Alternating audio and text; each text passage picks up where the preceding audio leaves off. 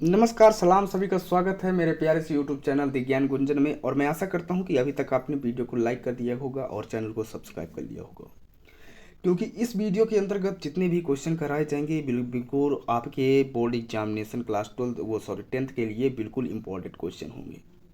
आपको जितने भी क्वेश्चन कराए जाएंगे ये क्या होंगे, बहुविकल्पी टाइप हो सकते हैं, जो कि आपको पहले नंबर में जो कि एक एक नंबर के आते हैं, ठीक है ना। तो सबसे पहले क्या हो सकते हैं, आपको बहुविकल्पी प्रश्न हो सकते हैं, फिर उसके बाद होंगे शॉर्ट आंसर टाइप क्वेश्चन, फिर उसके बाद होंगे लॉन्ग आंसर टाइप क्वेश्चन।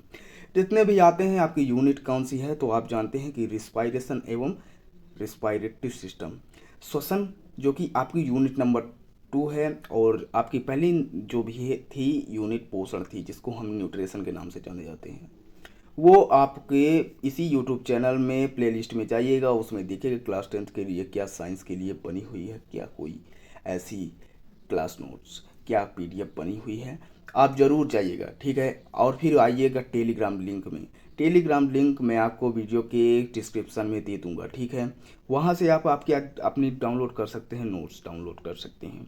तो चलिए बढ़ते हैं इस अध्याय के अंतर्गत। इस अध्याय को हम क्या करने वाले हैं, 1 घंटे के अंतर्गत हम कंप्लीट कर दिए जाएंगे। जितना भी करा दिया जाता है सभी इम्पोर्टेंट क्वेश्चन हैं। आपके एमसीक्यू टाइप क्वेश्चन हो सकते हैं, शॉर्ट आंसर टाइप हो सकते हैं, और लॉन्ग आंसर टाइप क्वेश्चन हो सकते हैं। तो बड़े ध्यानपूर्वक आप समझिएगा, कितने भी क्वेश्चन हों आपके, कम से कम इस यूनिट से 5 से 10 क्वेश्चन आते हैं, चाहे वो एमसीक्यू टाइप हों, शॉर्ट आंसर टाइप हों, बार बार कह रहा हूँ लॉन्ग आंसर टाइप हों, ठीक है। आपको with figure with complete concept के साथ पढ़ाया जाएगा। तो मैं आशा करता हूँ यूपी बोर्ड वाले जितने भी बच्चे होंगे इस वीडियो को बिल्कुल क्लियरली समझ रहे होंगे। तो चलिए आपको पहले नंबर के क्वेश्चन में बढ़ाते हैं और पहले नंबर के क्वेश्चन में बताते हैं कि क्या कहते हैं। पहला नंबर का क्वेश्चन लिखा हुआ है, ध्यान करके आपको समझिएगा। ऊर्जा की मुद्रा है, क्या है, ऊर्जा की मुद्रा होती है एटीपी, ठीक है ना। डीएनए, आरएनए, क्लोरोफिल, जो कि आपको पढ़ाया जाएगा बाद में। चलिए ठीक है, क्वेश्चन नंबर 2 की ओर आते हैं। क्वेश्चन नंबर 2 क्या कह रहा है, किस श्वसन में सर्वाधिक ऊर्जा क्या होती है, लगती है। तो आपका ए नंबर का क्या हो जाएगा, ऑक्सी श्वसन। ऑक्सी यानी कि ऑक्सीजन की उपस्थिति में होने वाली श्वसन को क्या कहते हैं, ऑक्सी श्वसन कहते हैं। इसमें कितनी कैलोरी प्रति ग्लूकोज लगता है, तो इसमें 673 किलो कैलोरी प्रति ग्लूकोज अणु प्राप्त होते हैं। जबकि अनॉक्सी श्वसन में 27 किलो कैलोरी प्रति ग्लूकोज अणु ऊर्जा प्राप्त होती है, ठीक है, समझ आ चुका होगा। 30 नंबर के प्रश्न में बढ़ते हैं। 30 नंबर का प्रश्न क्या कहता है, देखिएगा। 30 नंबर का क्वेश्चन आपका कह रहा है कि एल्कोहल का निर्माण होता है ऑक्सी श्वसन में, बी नंबर किण्वन में, और सी नंबर क्या कहता है, ग्लाइकोलाइसिस में। इनमें से कोई नहीं। एक बात याद रखिएगा, सबसे पहले हम इस क्वेश्चन को देखते हैं। एल्कोहल का निर्माण होता है किण्वन में। जब हम ईस्ट का फर्मेंटेशन करते हैं तो हम क्या करते हैं, शराब बना सकते हैं। एल्कोहल, मेथिल एल्कोहल पीने में एक जहर की भांति है, जबकि एथिल अल्कोहल हम सदैव अपने भोजन खाने के बाद फौजी लोग क्या करते हैं, यूज करते हैं। आपका ए है ऑक्सीश्वसन। ऑक्सीश्वसन क्या है आप जानते हैं, जो ऑक्सीजन की उपस्थिति में होने वाली श्वसन होती है उसको ऑक्सीश्वसन कहते हैं। ग्लाइकोलाइसिस क्या कहलाती है, ग्लाइकोलाइसिस एक ऐसी प्रक्रिया है जिसके अंतर्गत ग्लूकोज को हम क्या करते हैं, मतलब जो हो ग्लाइकोजन को ग्लूकोज में लाइसिस करते हैं या तोड़ते हैं, ठीक है। तो आप जान चुके होंगे। आपका बी नंबर का क्या हो जाएगा, ऑप्शन करेक्ट हो जाएगा कि एल्कोहल का निर्माण होता है फर्मेंटेशन द्वारा। और किसके फर्मेंटेशन द्वारा, जी हाँ बताएंगे कि ईस्ट के फर्मेंटेशन द्वारा एल्कोहल का निर्माण होता है। चलिए क्या कह रहा है, चौथा नंबर का क्वेश्चन आप बड़े ध्यानपूर्वक समझिएगा और बताइएगा। ग्लाइकोलाइसिस की प्रक्रिया संपन्न होती है, किस में संपन्न होती है, कहाँ संपन्न होती है। तो आप बताएंगे कि आपका ए नंबर का क्वेश्चन बिल्कुल करेक्ट होगा, ऑप्शन कोशिका द्रव्य में क्या होती है, ग्लाइकोलाइसिस की प्रक्रिया संपन्न होती है।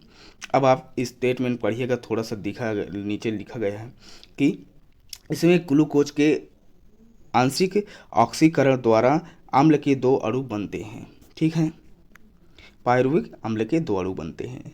चलिए 5 नंबर के प्रश्न में आते हैं और बोला जाता है, इसमें क्या बोला जाता है कि ग्लाइकोलाइसिस के अंत में कितने एटीपी अणु का सीधा लाभ होता है।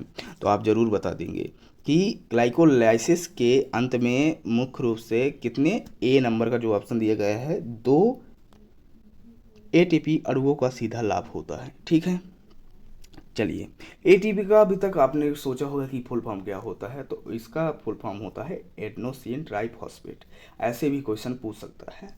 एडीपी, एडीपी का क्या होता है, तो एडेनोसिन डाइफॉस्फेट। ठीक है ना, इस प्रकार से आप याद कर सकते हैं। 6 नंबर का क्वेश्चन बढ़ते हैं और 6 नंबर का क्वेश्चन क्या कहता है इसको समझते हैं। निम्नलिखित में से क्रेब्स चक्र का क्रिया स्थल है क्या है, बताइएगा। क्रेब्स चक्र क्रिया स्थल कौन सा है, तो आपका सी नंबर माइटोकॉन्ड्रिया का आधार द्रव्य, इसको हम क्या कहते हैं, जिसमें क्रेब्स चक्र चलती है। ठीक है ना। रंध्र का संबंध है किससे, आप बता सकते हैं कि रंध्र का संबंध आपका वाष्पोत्सर्जन से है। वाष्पोत्सर्जन किस प्रकार की प्रक्रिया है जिसके अंतर्गत क्या होता है, H2 CO2 एवं O2 का ट्रांसपोर्ट होता है। इन रात में ये स्टोमेटा ओपन हो जाते हैं, दिन के समय क्लोज होते हैं, क्योंकि दिन के समय पत्तियों को क्या करना पड़ता है, ये फोटोसिंथेसिस के दौरान अपने आप को मेंटेनेंस करती हैं, परंतु रात में जब इनको वातरंध्र की ज़रूरत पड़ती है तो क्या करते हैं, ये अपने स्टोमेटा को खोल देते हैं। ठीक है, तो आपको समझ आ चुका होगा। तो आप क्वेश्चन क्या कह रहा था, 2009 में आया हुआ है यूपी बोर्ड में, कह रहा है कि रंध्र का संबंध होता है किससे, तो होगा आपका ऑप्शन नंबर सी, वाष्पोत्सर्जन से। 8 नंबर का प्रश्न है जिसमें बोला गया है, आपको क्या बोला गया है, आप देखिएगा।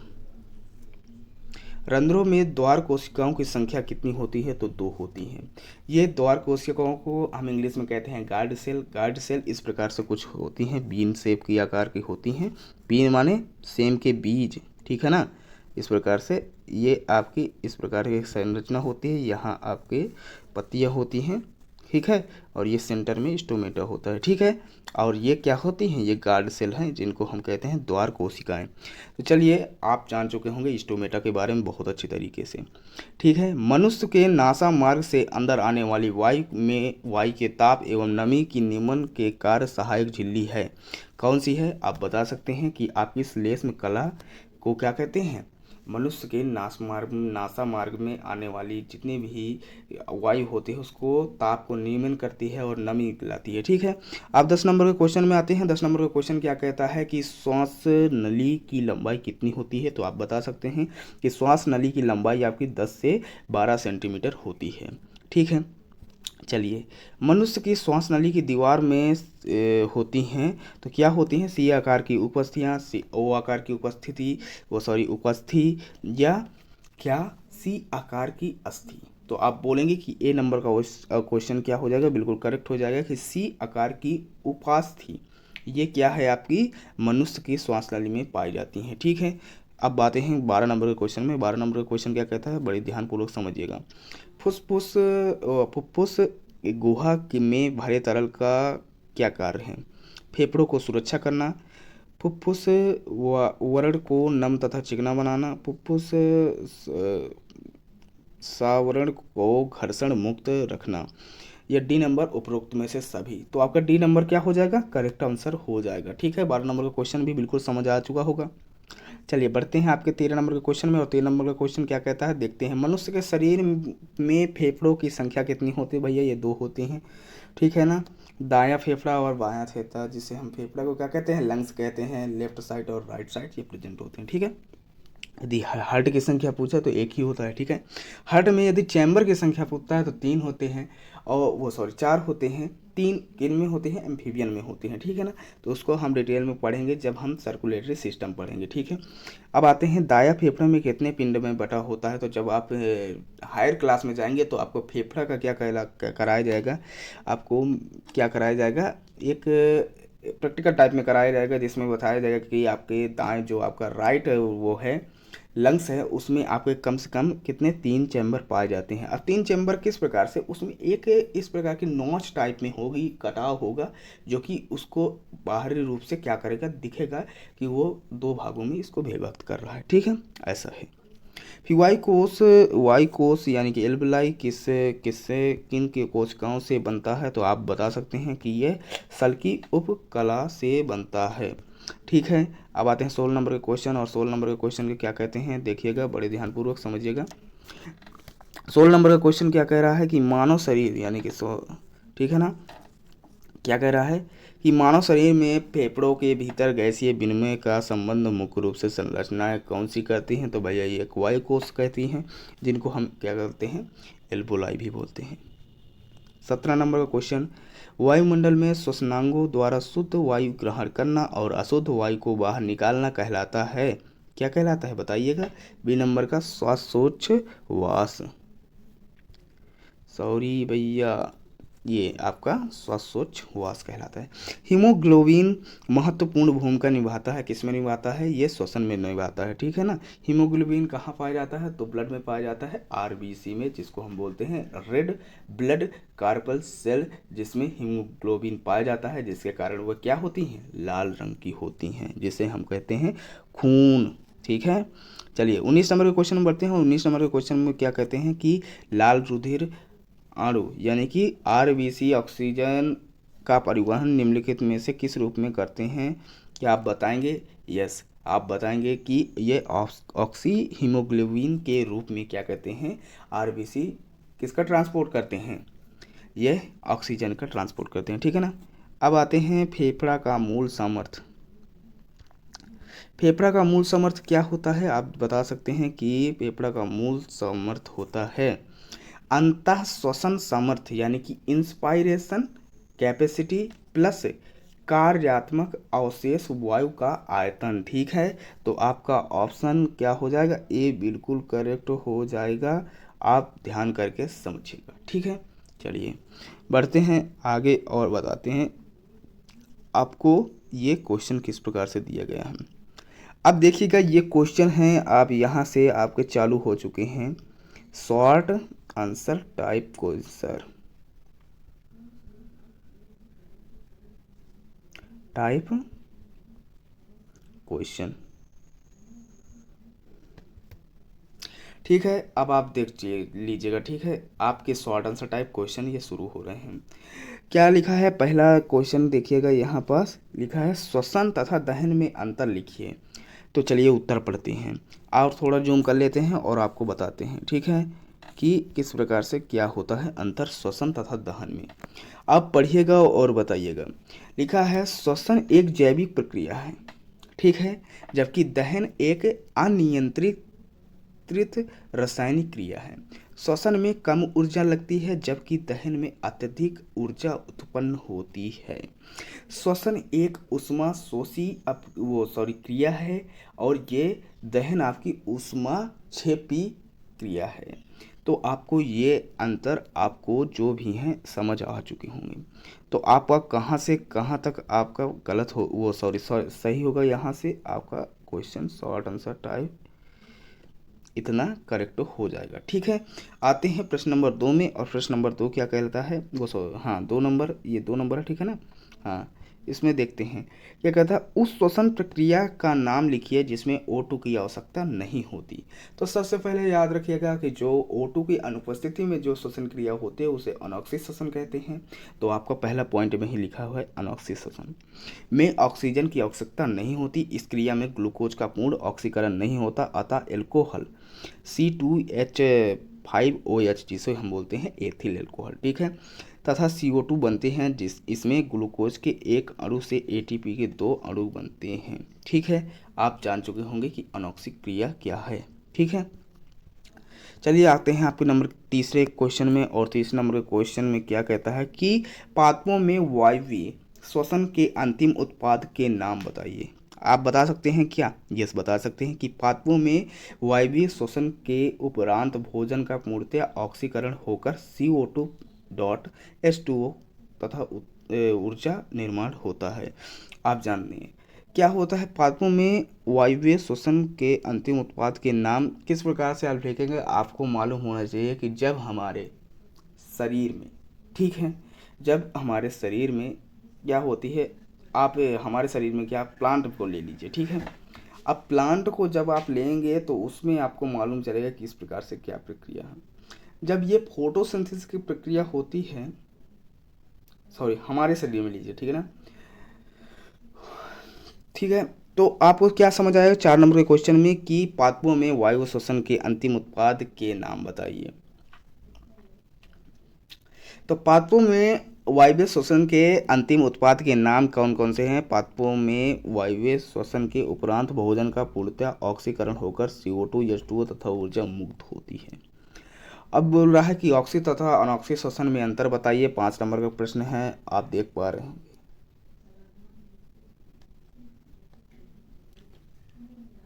तो आप 5 नंबर के क्वेश्चन को देखेंगे और बताएंगे कि कौन सा क्या है।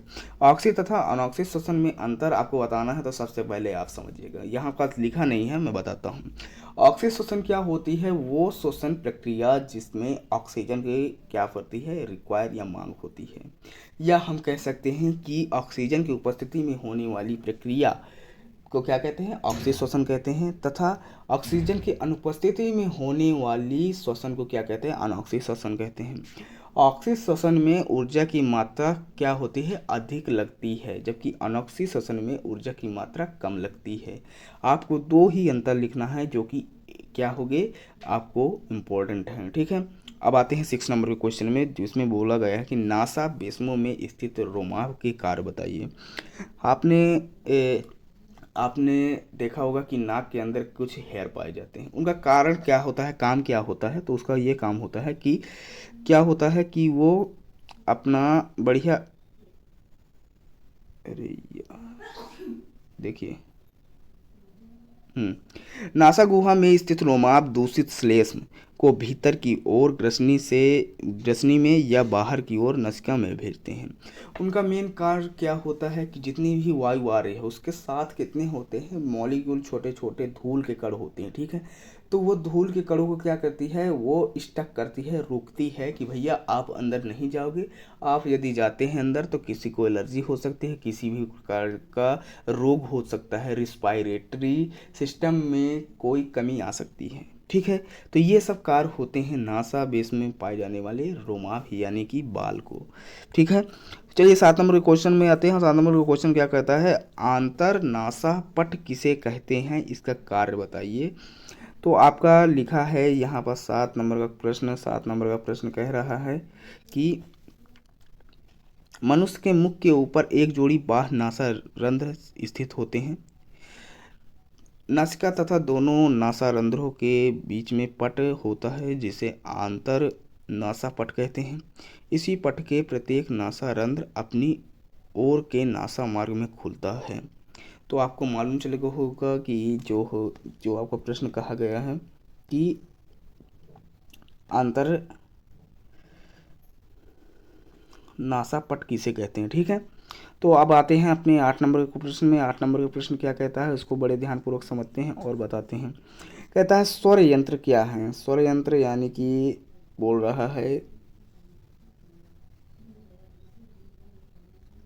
ये सौर यंत्र क्या है? पुरुषों में इसे किस नाम से जाना जाता है? तो भैया आप याद रखिएगा, सौर यंत्र को हम बोलते हैं लैरिंग या फिर कंठ, ठीक है।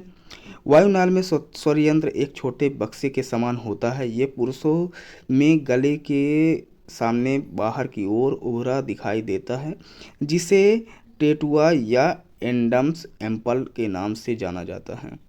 इसकी गुहा में उपस्थित 2 मजबूत लचीली स्वर रज्जु कंपन होने पर ध्वनि उत्पन्न होती है, ठीक है। तो आप जान चुके होंगे। चलिए आप आते हैं, हम पढ़ते हैं क्या कह रहा है यहाँ पर। प्रश्न देख पा रहे और देख लीजिएगा। 9 नंबर का प्रश्न आप कह रहा है कि हीमोग्लोबिन कहाँ पाया जाता है? इसका मुख्य कार्य लिखिए, ठीक है ना। तो हीमोग्लोबिन आपका ब्लड में पाया जाता है, ठीक है। अब आप यहाँ जान चुके होंगे। इसका मुख्य कार्य ऑक्सी श्वसन में होता है, तो आप ये भी जान चुके होंगे। आपका 1 नंबर का क्वेश्चन बिल्कुल 100% क्लियर हो चुका होगा। अब आते हैं आपके प्रश्न नंबर इधर कि श्वासोच्छ। 10 नंबर के प्रश्न में आते हैं। 10 नंबर का प्रश्न क्या कहता है? आप देखिएगा कि श्वासोच्छ्वास क्रिया निम्न किन 2 चरणों से पूर्ण होती है? नाम लिखिए। श्वासोच्छ्वास क्रिया 2 चरणों से पूर्ण होती है, जिसमें से पहला चरण है अंतःश्वसन, जिसे बोलते हैं इंस्पायरेशन, और फिर इसके बाद है बाह्य श्वसन या निःश्वसन, जिसको बोलते हैं एक्सपायरेशन। इंस्पायरेशन में क्या होता है? इस क्रिया में वायु फेफड़ों में भरती है। हम क्या करते हैं? इनहेल करते हैं, बाहर से ऑक्सीजन को क्या करते हैं? अपने फेफड़ों में ले जाते हैं, ठीक है। एक्सपायरेशन में क्या होता है, अंदर से CO2 को फेफड़ों से बाहर हम क्या करते हैं, एक्सपायर कर देते हैं, एक्सहेल कर देते हैं। ठीक है, तो आपको समझ आ चुका होगा। अब आते हैं 11 नंबर के क्वेश्चन में, और 11 नंबर का क्वेश्चन क्या कहता है, इसको भी देख लीजिएगा। श्वसन क्रिया क्या कहता है, श्वसन क्रिया में ऑक्सीजन तथा कार्बन डाइऑक्साइड के वाहक का नाम लिखिए। क्या है भैया, ऑक्सीजन श्वसन क्रिया में ऑक्सीजन का तथा कार्बन डाइऑक्साइड का वाहक होता है आपका भैया, ये जो वाहक होता है हीमोग्लोबिन होता है। ठीक है, हीमोग्लोबिन क्या करता है, ये ऑक्सीजन तथा कार्बन डाइऑक्साइड को ब्लड में ले जाता है। ठीक है, आपको इतना ही लिख देना है, आपका क्वेश्चन कंप्लीट हो जाएगा। चलिए अब आते हैं आपके क्या दिया गया है, देखिएगा।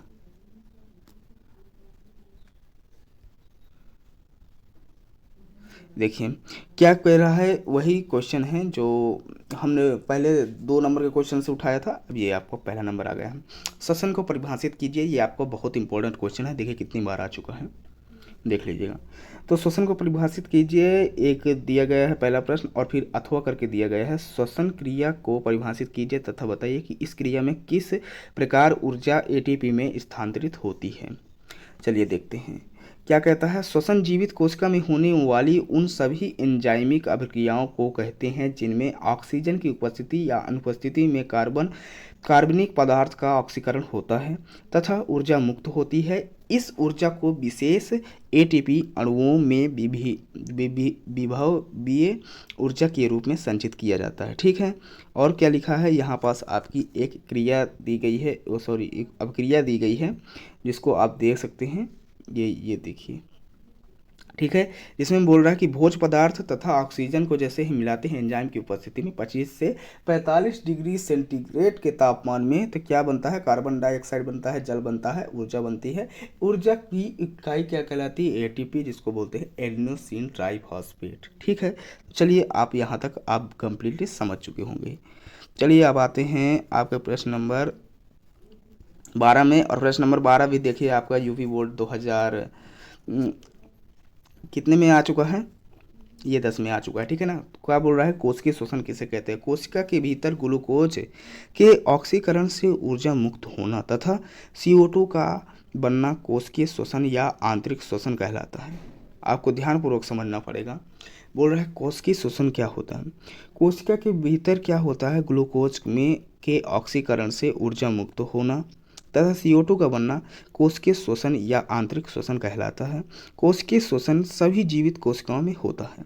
तो आपको ये 12 नंबर का क्वेश्चन भी बिल्कुल अच्छे तरीके से समझ आ चुका होगा, यहाँ से जो ही था यहाँ तक। ठीक है, चलिए अब आते हैं हम कितने 13 नंबर में आते हैं। श्वसन क्रिया देखते हैं क्या स्टेटमेंट है, यहाँ से यहाँ तक दिया गया है कि श्वसन क्रिया कोशिका के किस अंग में होती है।